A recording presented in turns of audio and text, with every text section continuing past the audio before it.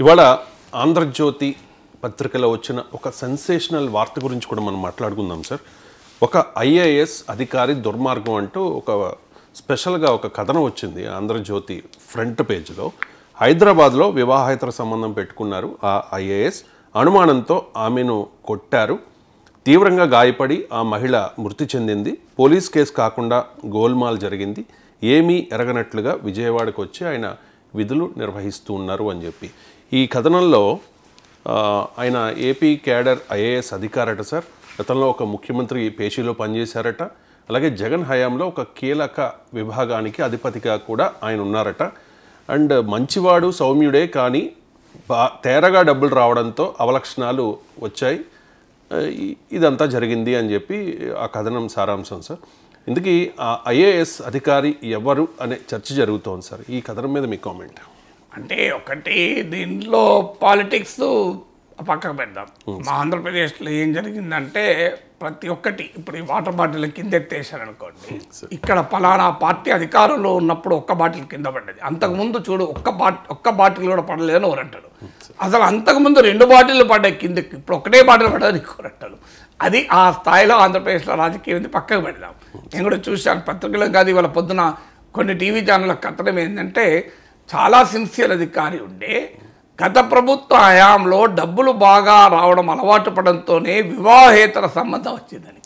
వివాహేతర సంబంధానికి పొలిటికల్ రాజకీయాల్లో ఏ ప్రభుత్వంలో పేచి, ఇప్పుడు ఏ ప్రభుత్వంలోనైనా ఐఏఎస్ ఉంటాడు కదా, వీళ్ళంటారు వాళ్ళంటారు, పోస్టింగ్లో తేడా ఉండొచ్చు.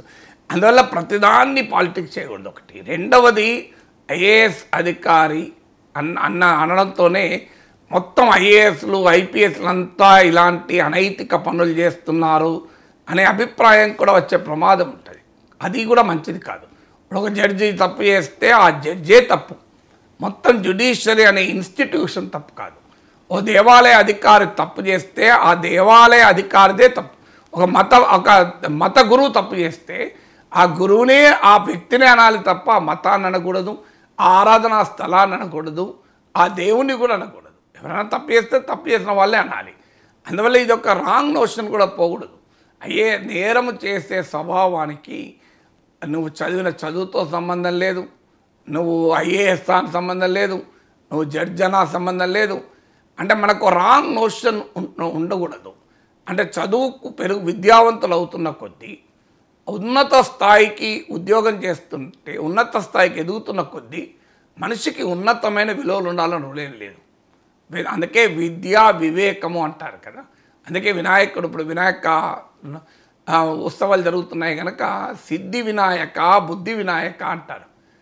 వినాయకుడు బ్రహ్మచారి అని కొంతమంది అంటారు, వినాయకునికి సిద్ధి బుద్ధి అనే భార్యలు ఉన్నారని కొంతమంది అంటారు. దాని వెనకాల ఉన్న తాత్విక చింతన ఏంటంటే, ఎందుకంటే మన మానవ ప్రపంచంలో మనకు అన్నిటికన్నా ముఖ్యమైనవి మనం ఏంటో మనం ఆలోచిస్తాం. దానికి దేవుళ్ళకు కూడా అంటకడతాం, మనకున్న కోరికలన్నిటి దేవుళ్ళకి అంటకడతాం. కానీ కార్యసిద్ధి అని వినాయకుని కథ గురించి నేను చిన్నప్పుడు ఎప్పుడో చదివాను, స్కూల్లో ఉన్నప్పుడే, స్కూల్ బాయ్గా ఉన్నప్పుడు.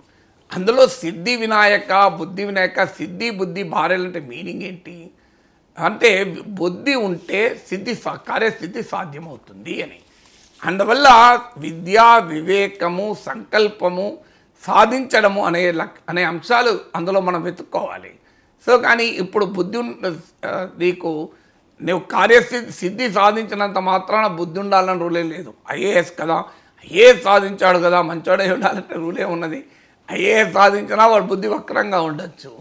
సో మీకు పెద్ద చదువులు చదువుకున్నా బుద్ధి వక్రంగా ఉండొచ్చు.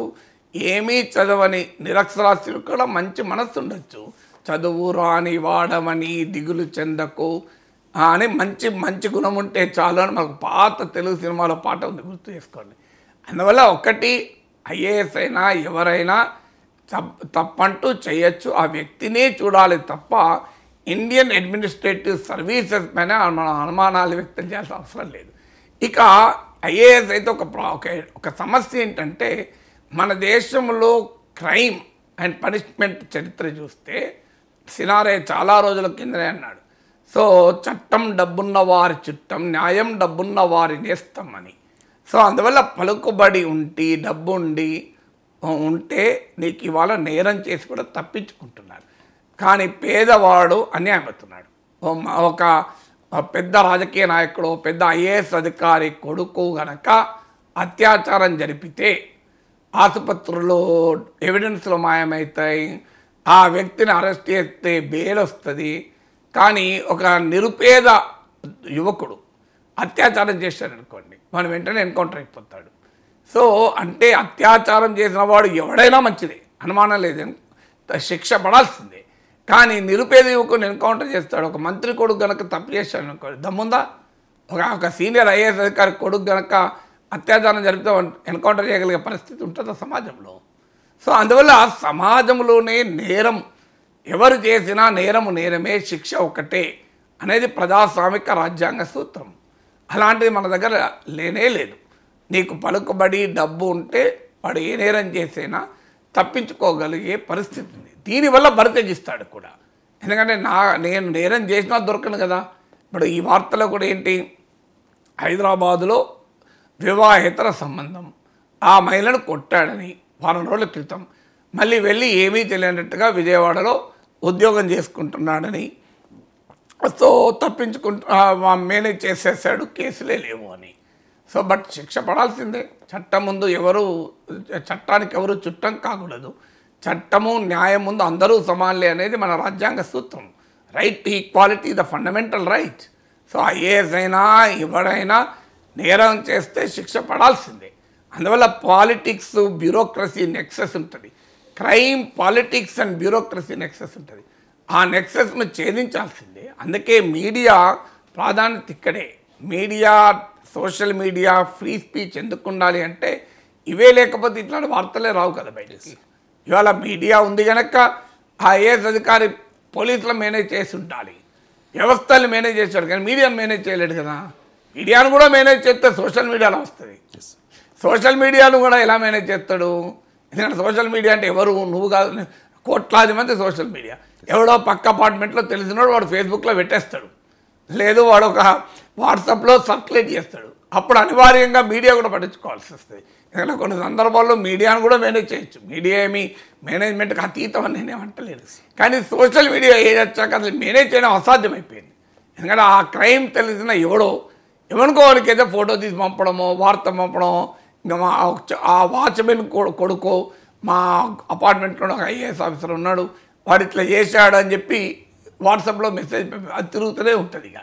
సో అందుకే అమర్త్య సేన్ అంటాడు, they give the warning signals of an impending crisis అని. అంటే ప్రమాద గంటికలు ముందే భోగిస్తుంది. ప్రమాద గంటికలే కాదు, అందుకే మీడియాను ఫోర్త్ ఎస్టేట్ అన్నారు. ఇప్పుడు రియల్ ఎస్టేట్గా మారిపోయింది, అది వేరే విషయం. సో అందువల్ల మీకు ఫోర్త్ ఎస్టేట్ అని ఎందుకు అన్నారు అంటే సమాజంలో ఒక ప్రశ్నించేటువంటి వ్యవస్థలుగా ఉండాలి. రియల్ ఎస్టేట్గా ఉండదు, తప్పేం లేదు, కానీ ప్రశ్నించేటువంటి వ్యవస్థలుగా ఉండాలి. సో అందువల్ల ఇది మీడియాకు ఉండేటువంటి ఒక ప్రత్యేకమైన లక్షణం. సో అందువల్ల ఇది బయటికి రావడం సంతోషం. కాంపిటేటివ్ సొసైటీస్లో బతుకుతున్నాం కనుక. బట్ ఖచ్చితంగా శిక్ష పడాల్సిందే, రాజకీయాలకు అతీతంగా. 2 రాష్ట్రాలు ఇమిడి ఉన్నాయి. ఒక రాష్ట్రంలోమో ఉద్యోగం చేస్తున్నాడు, ఇంకో రాష్ట్రమేమో క్రైమ్ చేశాడు. సో అది మళ్ళీ సెంట్రల్ సర్వీసెస్. బట్ డెఫినెట్గా యాక్షన్ తీసుకోవడం వల్ల సమాజంలో కాన్ఫిడెన్స్ వస్తుంది. ఓహో, చట్టం ముందు అందరే సమానులే అని. అందులో అత్యున్నతమైన పదవుల్లో ఉన్న వారికి మీద మరొక బాధ్యత కూడా ఉంటుంది. They should radiate the purity of life అంటారు. అంటే వారి జీవితంలో ఉన్న మంచి ప్యూరిటీని కూడా వాళ్ళు సమాజానికి పంచాలి.